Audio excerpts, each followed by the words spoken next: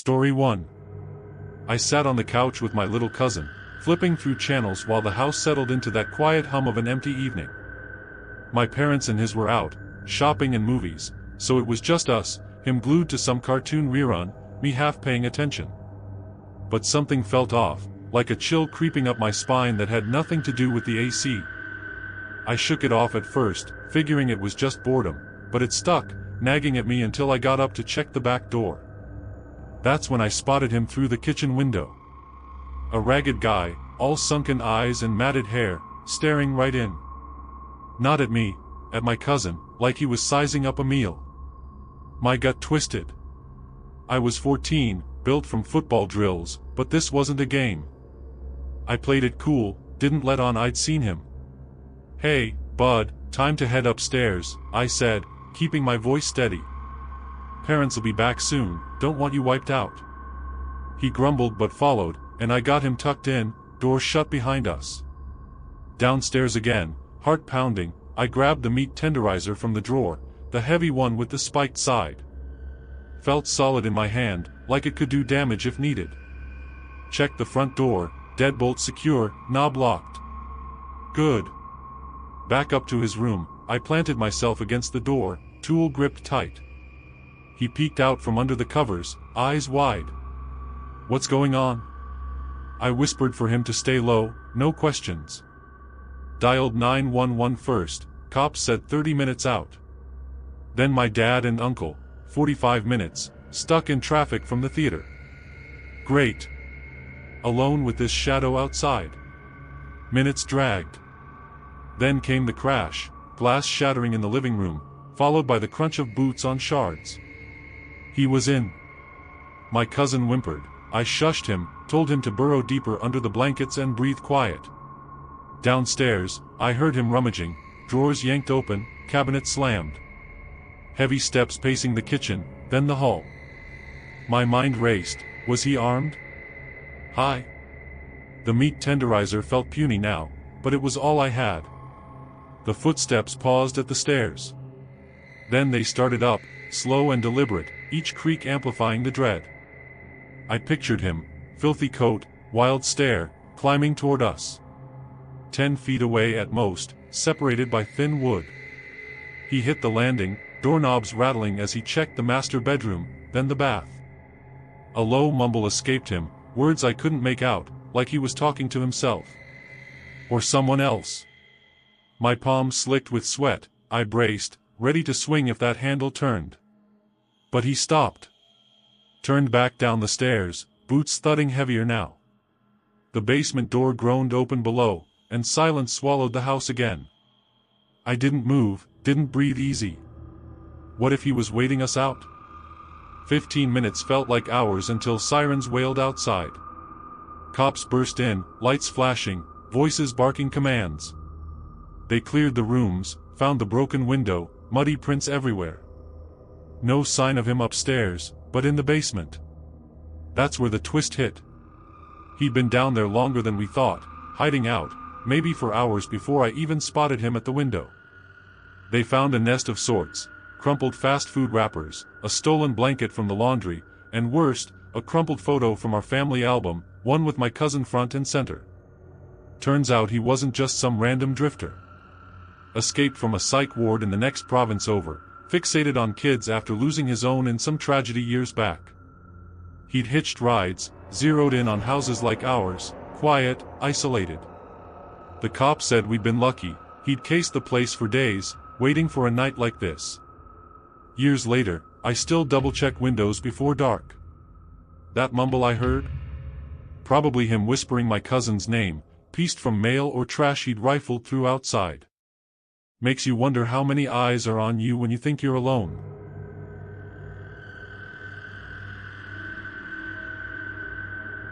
Story 2. I sat at my desktop, the glow from the screen the only light in the room, clock ticking past midnight. Parents out for the night, house dead quiet except for the hum of the fan. MSN was my escape, chatting with a mix of school friends and randoms I'd added from forums. Rules about strangers? Yeah, I'd heard them, but half my list was people from who knows where. Tonight, I bounced between combos, munching on cold pizza slices, sipping a flat soda, fiddling with a rubber band while waiting for the door to rattle with my folks' return. One guy popped up, screen name, Shadow Lurker, or something generic like that. Said he was from the UK, into the same games as me. We'd swapped stories before, nothing deep. But this time, mid-chat about some online shooter, he typed, "That pizza looks stale, man. You gonna finish that third slice or just poke at it?" My fingers froze on the keys. I hadn't mentioned food. Brushed it off as coincidence, replied with a LOL. Then, wash it down with more of that orange soda? You've been twirling that rubber band for like 20 minutes, nervous about being home alone? Stomach dropped like a rock. How? I glanced around the dark room, eyes landing on the big window behind my setup. Curtains half open, street lamp casting shadows outside. This dude, supposedly across the ocean, knew details I hadn't shared. My mind raced. Had he stalked my address? Was he out there now, binoculars pressed to the glass, watching every move? I typed back, casual like, "WTF, how do you know that?" His reply, "Been keeping an eye on you. You got up 5 minutes ago to grab that soda from the fridge. Left the light off in the kitchen." Panic hit hard. I slammed the laptop shut. No, wait, it was a desktop. I yanked the power cord, screen going black, room plunging into silence. Heart hammering, I crept to the window, peering out. Empty street, parked cars, neighbor's porch light flickering. No one. But the feeling lingered, like eyes boring into my back. I grabbed a baseball bat from under the bed, dialed my parents, no answer, voicemail. Cops? What would I say? Some online creep knows what I'm eating? Huddled in the corner, away from the window, I powered back on, blocked him everywhere. But curiosity, or stupidity, won. I messaged a mutual online friend, "You know Shadow Lurker? Dude's freaking me out." Response came quick, "Yeah, why?" I spilled. Long pause, then, "Check your webcam, idiot. You always leave it on." The webcam. That cheap plug-in one clip to the monitor, always connected because I was lazy. Parents had nagged me, "Unplug it when not using." I'd ignored them.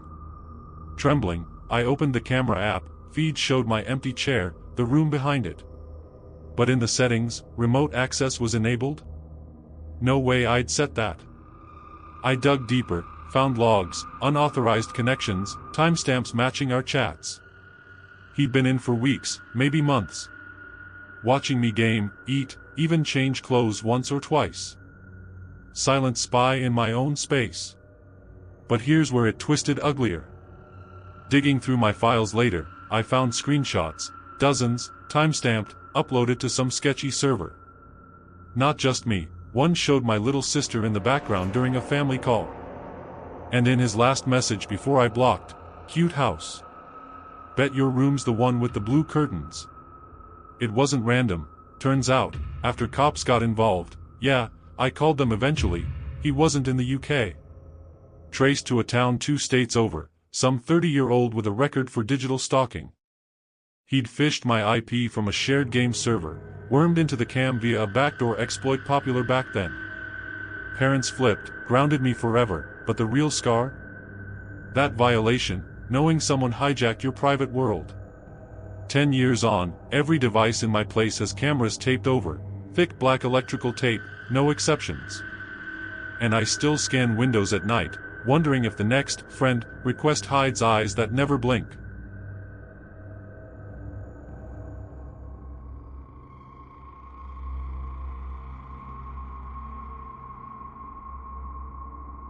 Story 3. I got home from my closing shift at the grocery store around midnight, like always. The job wasn't glamorous, stocking shelves, dealing with late-night stragglers, but it paid the rent on this rundown apartment I shared with my roommate, Mark. Our building was in a sketchy part of town, the kind where you double-check your locks and ignore the occasional shouts from the alley below. I tossed my jacket on the rack by the door and headed straight to the kitchen, starving after 8 hours on my feet. I yanked open the freezer and grabbed a frozen burrito, but something caught my eye as I passed the hallway. My bedroom door was cracked open, just a sliver. I paused, staring at it. I definitely closed it that morning. I always did, force of habit from wanting my space private, especially with Mark's weird tendencies. He was a quiet guy, worked odd hours at a warehouse, but sometimes he'd leave passive-aggressive notes about chores or blast music at 3 a.m. Nothing major, but enough to make me cautious. Shaking it off, I called out, "Hello?" No answer, just the hum of the fridge. I flicked on the hallway light and tried again. "Mark? You in there?" Silence. Part of me figured he might be messing with me, hiding in the closet for a cheap scare, like that time he rigged a fake spider in the shower. I pushed the door open wider, letting the light spill in. The room looked normal, my twin bed unmade, nightstand cluttered with a lamp, my wallet, and a half-empty water bottle. No one lurking. I scanned the closet, clothes hanging limp, no movement. Satisfied, I shut the door and went back to the kitchen. I unwrapped the burrito and slid it into the microwave, punching in 2 minutes. While it hummed, I flopped onto the couch and grabbed the remote, flipping through channels for something mindless, a horror flick, maybe, to unwind. That's when I heard it, a muffled thump from down the hall. Could have been the neighbors upstairs, they were always stomping around like elephants. But then it came again, closer, unmistakable. Not overhead, inside. "Mark?" I yelled, my voice echoing a bit too loud in the quiet apartment. The microwave beeped, startling me enough that I jumped. "Yeah, sorry," a voice mumbled back through his door. Dropped my phone. Relief washed over me. Mark was home after all.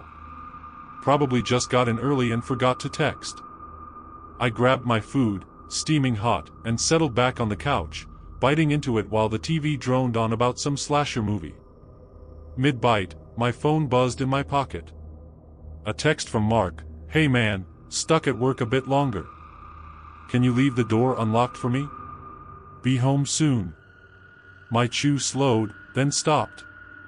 I stared at the screen, heart picking up. I texted back, "You're still at work?"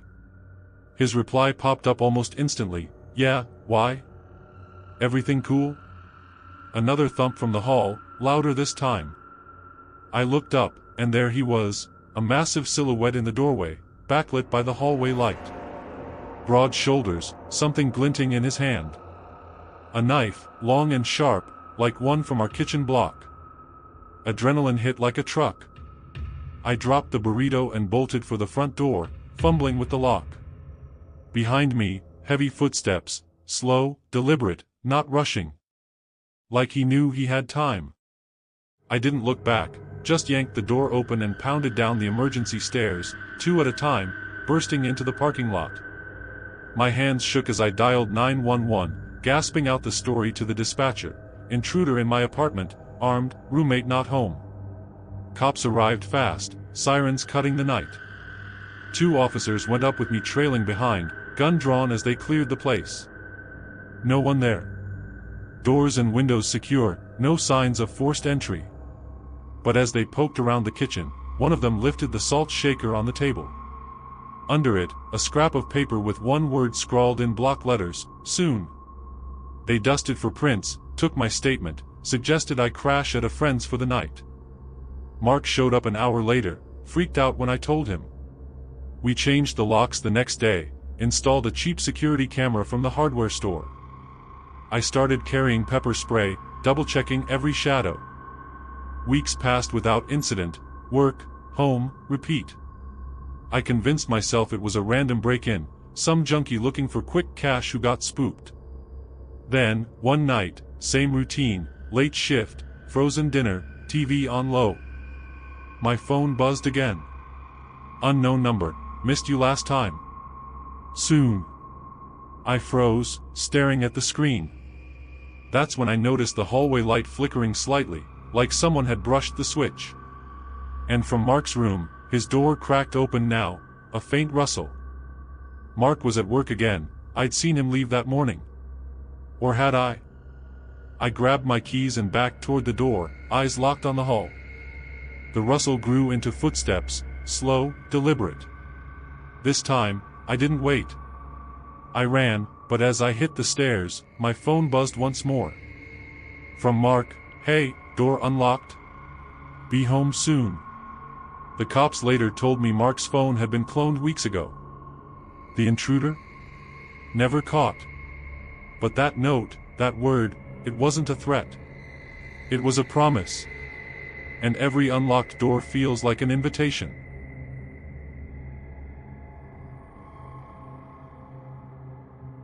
Story 4. The house was dead quiet, the kind of silence that presses against your ears when you're alone. Mom and Dad were out, some dinner with friends, and I was sprawled on the living room couch, flipping through TV channels. The old Ohio place we lived in had its quirks: creaky floors, drafty windows, and a faint musty smell from years of sitting on this suburban street. I was 10, old enough to stay home alone for a few hours, but young enough to jump at shadows. I settled on some cartoon rerun, the glow of the screen lighting up the room as dusk bled into night. Outside, the backyard oaks loomed, their branches scratching the windows when the wind picked up. I'd always loved the swing out there, a log slung between two trees, rope tied to a wooden seat, but something about the house tonight felt off. Like the air was heavier, charged. I shook it off, cranked the volume, and grabbed a soda from the fridge. That's when I heard it, a faint thump from upstairs. Not the usual house-settling creak, but sharp, deliberate, like something heavy shifting. I froze, soda can halfway to my mouth, eyes darting to the dark hallway leading to the stairs. The TV droned on, but it couldn't drown out the second thump, closer now, like it was coming from my parents' room. I muted the TV, heart picking up. "Just the house," I muttered, but my voice sounded thin, unconvincing.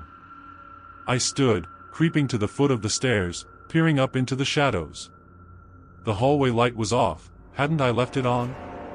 I flicked the switch, nothing happened. Bulb must have blown. Grabbing a flashlight from the kitchen drawer, I called out, "Hello?" My voice echoed, unanswered. Probably a raccoon in the attic, I told myself.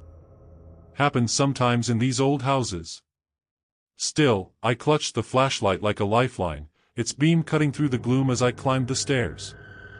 Halfway up, the air turned cold, like I'd stepped into a freezer. A smell hit me, sour, like damp wood or something rotten. I reached the landing, shining the light into my parents' room. Empty. Bed made, closet shut. But the floorboards groaned under my feet, louder than they should have. I swung the beam toward my room at the end of the hall. The door was cracked open. I knew I'd closed it before heading downstairs, force of habit, even at 10. I inched closer, heart hammering, and nudged the door open.